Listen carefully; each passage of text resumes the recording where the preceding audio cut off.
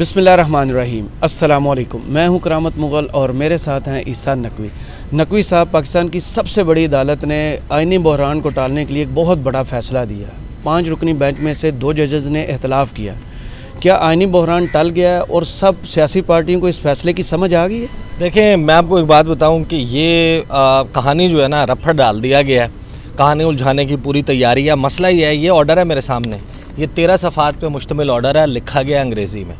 मेरा ख्याल है कि इसको अंग्रेज़ी को पढ़े बगैर इसको जिस तरीके से उलझाया जा रहा है, एक वाज़े सा आसान सा तरीका है कि आप इस वक्त जाएँ सोशल मीडिया पे और मुख्तलिफ़ सियासी जमातें किस तरीके से इस पर रिएक्ट कर रही हैं। आपको समझ आ जाएगी इलेक्शन से भाग कौन रहा है और इलेक्शन में जाने की, आवाम को फेस करने की तैयारी किसकी है। वो जो कहते थे कि इमरान खान को हेलमेट पहन के अंडे टमाटर से बचना पड़ेगा, वो इमरान खान तो अवाम में जाने के लिए वेलकम कर रहा है इस फैसले को कि मैं जा रहा हूँ।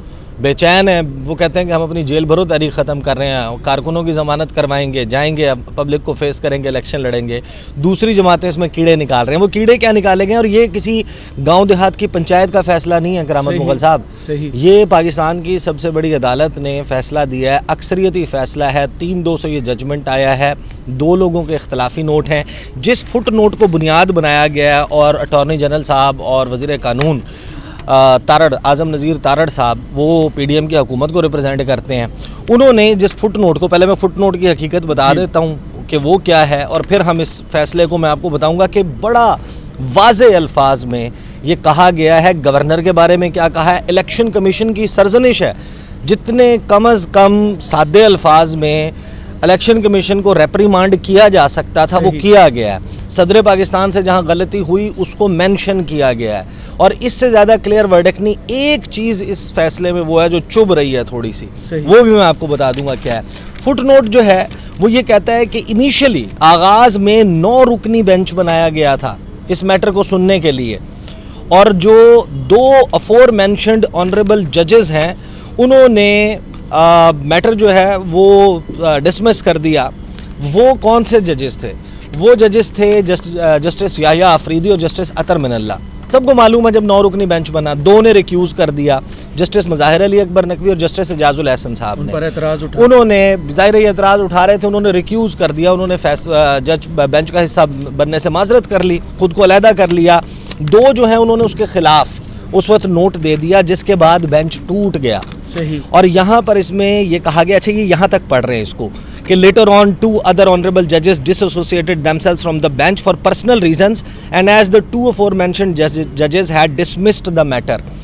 जब इसमें इख्तलाफी नोट लगाए गए हैं 2 ऑनरेबल जजेस के, जिसमें शामिल हैं जस्टिस जमाल खान मंदोखेल और जस्टिस मंसूर सईद मंसूर अली शाह, उन्होंने अपने डाइसेंटिंग नोट के आखिरी यानी कि पैराग्राफ में सेकंड में उन्होंने लिखा है कि we therefore agree with the orders dated 23/2/2023 passed by our learned brothers Yahya Afridi and Atar Minallah and dismiss the present constitution petitions and drop the so motto proceedings. इन्होंने कहा कि हम उनसे इत्तफाक करते हैं, लेकिन आगे अब जब फुट नोट में आप आखिरी पैरा पढ़ते हैं तो आपको कहानी वाज़े हो जाती है। The bench was reconstituted into a 5-member bench-wide order dated 27/2/2023 के 27 तारीख को सोमवार के रोज़ ये फ़ैसला किया गया चीफ जस्टिस से 9 रुकनी बेंच के टूट जाने के बाद कि एक नया 5 रुकनी बेंच तश्कील दिया जा रहा है जो समाअत करेगा, और इस 5 रुकनी बेंच के लिए 27 तारीख को ऑर्डर निकाला गया। और डिसीजन जो है अफोर मैंशन 2 ऑनरेबल जजेस का जो 23 तारीख को दिया गया था, जो 9 रुकनी बेंच में वो कर गए थे, उसको रिकॉर्ड का हिस्सा बनाया गया केस के। जजमेंट में वो मैटर नहीं करती, यानी कि वो जजेस बैठे नहीं, उन्होंने सुना नहीं, वो इसका हिस्सा नहीं है।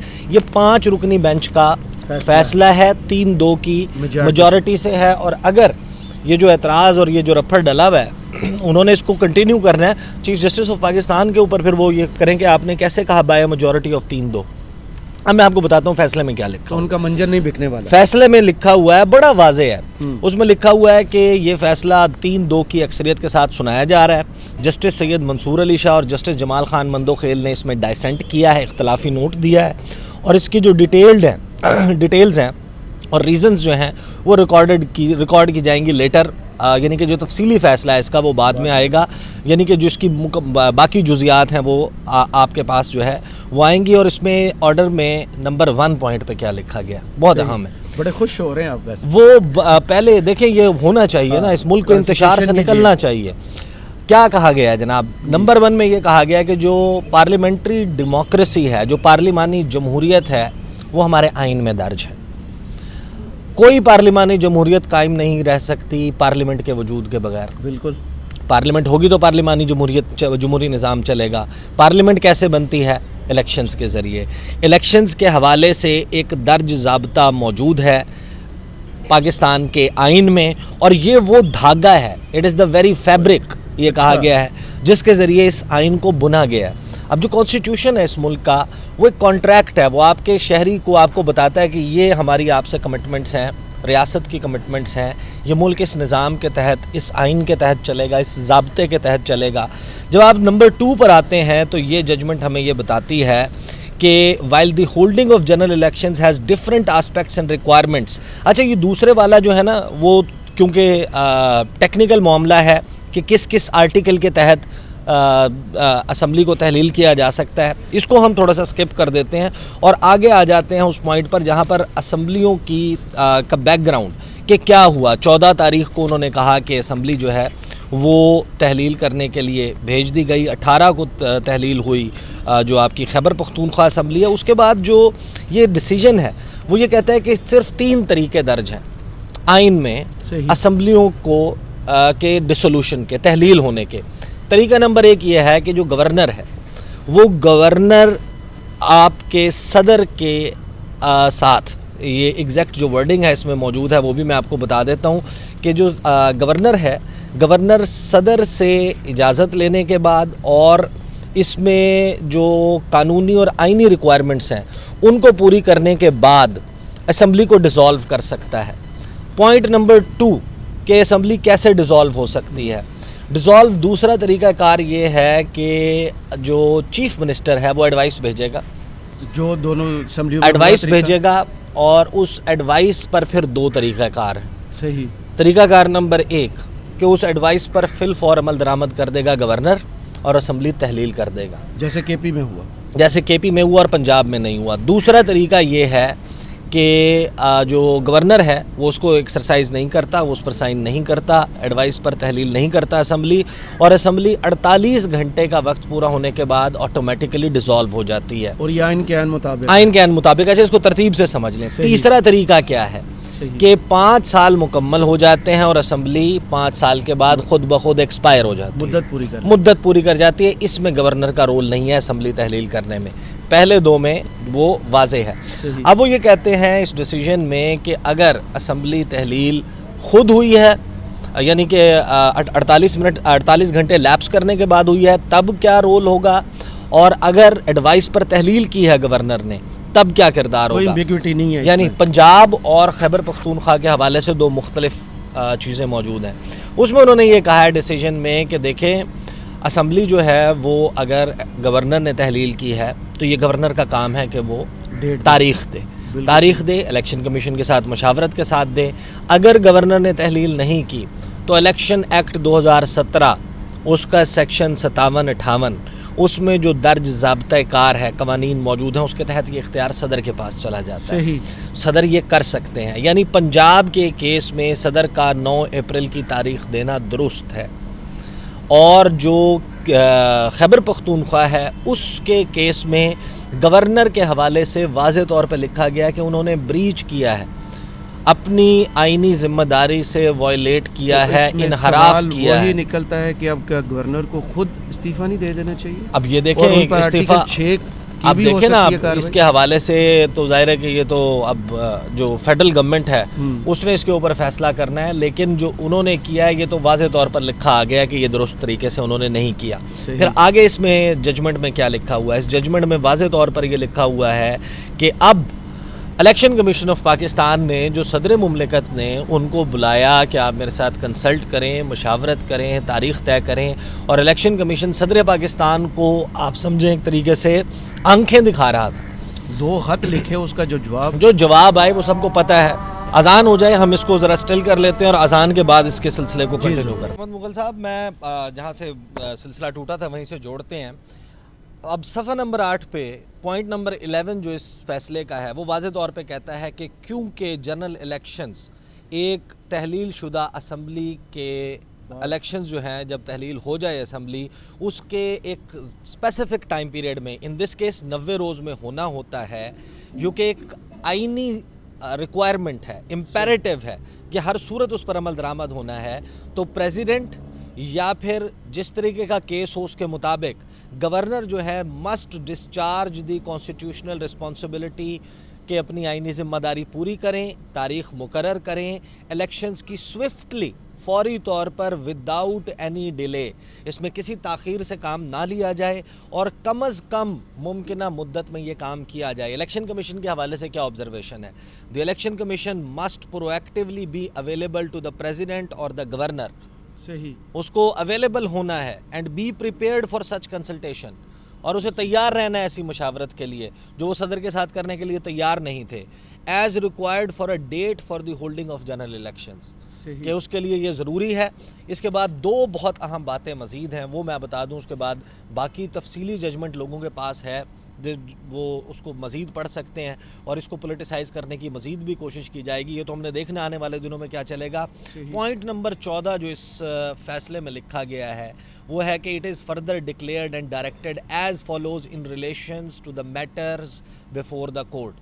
ایک چیز چیف جسٹس نے واضح طور پر کہی تھی کہ یہ صرف سو موٹو نوٹس نہیں ہے, 2 کانسٹیٹیوشنل پٹیشنز ہیں, 2 custodian of the houses, Punjab assembly کے اسپیکر اور خیبر پختونخوا اسمبلی کے اسپیکرز نے کانسٹیٹیوشنل پٹیشنز بھی ڈالی ہوئی ہیں. اس کو صرف ایسے نہ دیکھیں کہ یہ از خود کو نوٹس کیس کی سماعت ہو رہی ہے اور از خود نوٹس کیس بنتا ہے یا نہیں بنتا, تو یہ جو چیزیں ہیں وہ اعتراض بھی جو ہے وہ دور ہو جاتا ہے. یہ کہتے ہیں جناب 14 پوائنٹ میں کہ ایک آرڈنری سرکمسٹانسز ہوتے ہیں کہ عام حالات ہوتے, جنرل الیکشنز پنجاب اسمبلی کا 9 تاریخ کو جو اعلان کیا گیا ہے پریزیڈنٹ نے تو 9 تاریخ کو ہو جانا چاہیے تھا. However we are informed, ہمیں یہ بتایا گیا ہے کہ on account of the delay in the emergence of the date, کہ کیونکہ تاریخ کا اعلان دیر سے کیا گیا ہے, it may not be possible to meet the 90-day deadline stipulated by the constitution. یہ تھوڑا سا میرے خیال میں کہ ایک وہ پوائنٹ بھی ہے کہ 90 دن ایکسیڈ کر جائیں گے, کہ کیونکہ نہیں, اس میں آگے بہت امپورٹنٹ ہے, یہ سن لیں پھر آپ بالکل سوال کیجئے گا.